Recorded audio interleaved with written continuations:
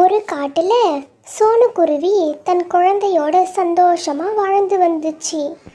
சோனுக்குருவிக்கு ஒரு மாம்பழ தோட்டம் ஒன்று இருந்தது.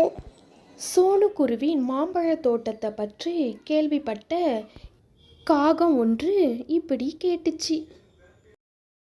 சோனுக்குருவி, உன்னோட மாம்பழ தோட்டத்தில் உள்ள மாம்பழங்களை எங்களுக்கு தினமும் விற்பனைக்கு கொடுக்குறியா? சரிங்கக்கா, நான் மாம்பழங்களை உங்களுக்கு தினமும் கொடுக்குறேங்க்கா. நீங்கள் அதற்கான பணத்தை தினமும் என்கிட்ட வந்து கொடுத்துடணுங்க்கா அப்படின்னு சோனுக்குருவி காகம் கிட்ட சொல்லுச்சு. காகம் தினமும் சோனுக்குருவி கிட்ட இருந்து மாம்பழங்களை வாங்கிட்டு போய் விற்பனை செய்ய ஆரம்பிச்சுது. காகத்திற்கு நல்ல விற்பனை ஆச்சு. விற்பனை பண்ணி முடித்ததும் தினமும் காகம் சோனுக்குருவியிடம் சென்று அதற்கான பணத்தை கொடுத்துரும். இப்படியா நாள்தோறும் சோனுக்குருவி மாம்பழங்களை எல்லாம் காகத்துக்கு கொடுத்துக்கிட்டு இருந்தது. காகமும் அதற்கான பணத்தை கொடுத்து விட்டுட்டு சோனுக்குருவிடம் இருந்து மாம்பழங்களை வாங்கி சென்று விற்பனை செய்யும். காகம் மனசுல திடீர்னு ஒரு யோசனை, நாம ஏன் இன்னும் அதிகமா பணத்தை கொடுத்துக்கிட்டே இருக்கிறோம், இதுல ஒரு பங்கு பணத்தை மட்டும் நாம சோனுக்குருவிக்கு கொடுக்கலாம் அப்படின்னு நினைச்சது. சோனுக்குருவி, இந்தா உன்னுடைய பணம்.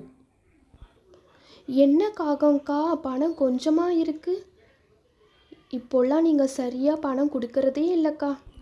அதுவா சோனுக்குருவி, இப்பெல்லாம் சரியா மாம்பழங்கள் விற்பனை ஆகவே மாட்டுது சோனுக்குருவி. யாருமே மாம்பழங்களை வாங்க மாட்றாங்க, மாம்பழமும் அழுகி வீணா போயிடுது சோனுக்குருவி அப்படின்னு காகம் சொல்லுச்சு.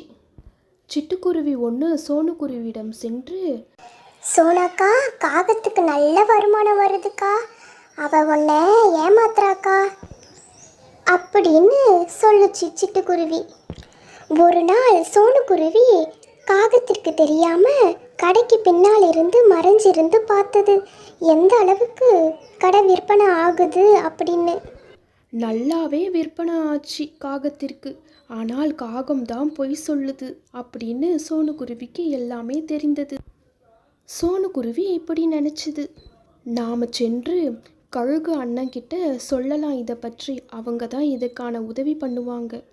கழுகண்ணா, நீங்கள் தான் இந்த காட்டில் இருக்கிற எல்லோருக்கும் உதவி செய்கிறீங்க, எனக்கும் நீங்கள் தான் உதவி பண்ணணும்னா. என்ன ஆச்சு சோனுக்குருவி, சொல்லு, நான் செய்யறேன். என்னோட தோட்டத்தில் விளையிற மாம்பழங்களை காகம் ஒன்றுக்கு நான் விற்பனை பண்ணுறேன்னா. காகமும் மார்க்கெட்டுக்கு சென்று அந்த மாம்பழங்கள் எல்லாம் விற்பனை செய்யுதுன்னா நல்ல வருமானம் வருதுண்ணா காகத்துக்கு. ஆனால் அந்த காகம் என்கிட்ட பொய் சொல்லுதுண்ணா. என்கிட்ட இருந்து வாங்குகிற மாம்பழங்களுக்கு பாதி பணம் மட்டுமே காகம் கொடுக்குதுண்ணா. நீங்கள் தான் போய் இதை பற்றி கேட்கணும் அப்படின்னு சோனுக்குருவி கழுகுகிட்ட சொல்லுச்சு. ஏய் காகமே, உன்னோட மாம்பழங்கள் எப்படி விற்பனை ஆகுது? உன்னோட மாம்பழங்கள் பார்க்க சூப்பராக இருக்கே. ஆமாண்ணா, என்னோட மாம்பழங்கள் ரொம்ப சூப்பராக இருக்கும், நீங்கள் வேணால் சாப்பிட்டு பார்க்குறீங்களா? நல்ல விற்பனை ஆகுதுண்ணா, எல்லோரும் என்னோட கடைக்கு தான் வந்து மாம்பழங்களை வாங்கிக்கிட்டு போவாங்கண்ணா. அப்புறம் ஏன் சோனுக்குருவியை ஏமாத்துற? சோனுக்குருவிக்கிட்ட இருந்து மாம்பழங்களை வாங்கிக்கிட்டு அதற்கான பணத்தை கொடுக்க மாட்டேறியா? ஏன் ஏழுங்கன்னா உனக்கு சும்மாவா ஏமாத்துற பழக்கம் வச்சுக்கிட்ட? உன்னையும் உன் கடையும் இருக்கிற இடம் தெரியாமல் ஆக்கிடுவேன்.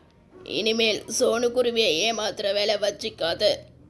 அவகிட்ட வாங்கின பழத்துக்கான பணத்தை தினமும் கரெக்டாக கொடுக்கணும். கழுகோட பேச்சை கேட்ட காகம் பயந்து போச்சு. தினமும் கரெக்டாக சோனுக்குருவிடம் சென்று பணத்தை கொடுத்தது. இந்த கதையோட நீதி, எப்பொழுதும் யாரையும் நாம் ஏமாற்றக்கூடாது. கடவுள் அதற்கான தண்டனையே நமக்கு கொடுத்துருவாங்க. இந்த ஸ்டோரி உங்களுக்கு பிடிச்சிருந்தா லைக் பண்ணுங்கள், ஷேர் பண்ணுங்கள், கண்டிப்பாக சப்ஸ்கிரைப் பண்ணுங்கள். Okay, thank you friends.